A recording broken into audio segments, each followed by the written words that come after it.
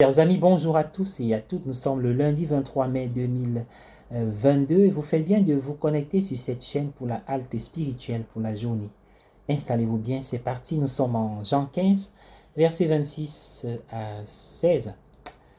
Nous proclamons le Christ crucifié, pierre d'achoppement pour les Juifs et folie pour les païens. Écrit Paul aux Corinthiens, chapitre 1er, verset 23. Ce que les chrétiens proclamaient est un événement qui a eu lieu, et non un système religieux ou simplement un message. Le Nouveau Testament, a déclaré un érudit, n'est ni une collection d'essais réfléchis, ni une tentative de construire un système d'éthique. Il témoigne d'une histoire unique et il découvre la vérité dans cette histoire.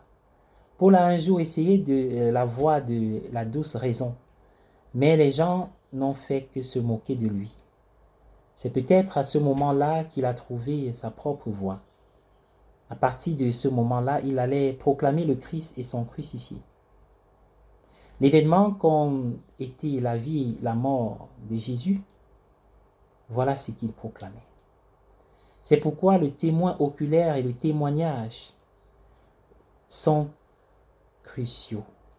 Le témoin et le témoignage.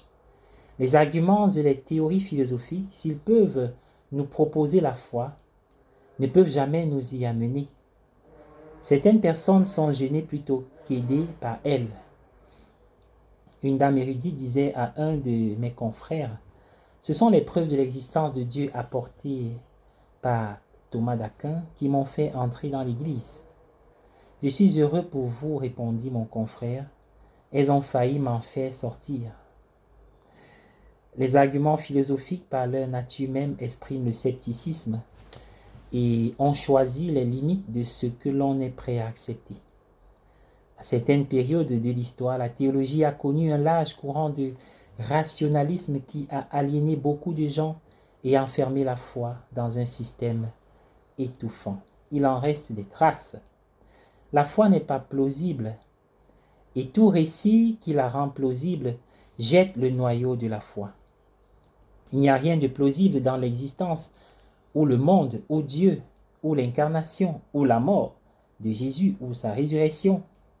Ce que nous proclamons n'est pas un récit plausible de la vie, une philosophie pour les millions, rendue acceptable par des images et des histoires frappantes, mais une série d'événements extraordinaires. C'est ça la foi. La vie, la mort, la résurrection de Jésus. Extraordinaire.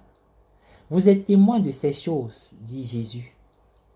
Cette parole a été adressée aux 11 et à leurs compagnons.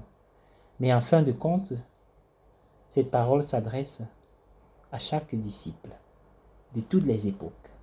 Nous devons témoigner de ce que l'Esprit, l'Avocat, nous a dit dans nos cœurs et dans nos vies au sein de la communauté des croyants. Nous devons parler de notre expérience. Soyez bénis.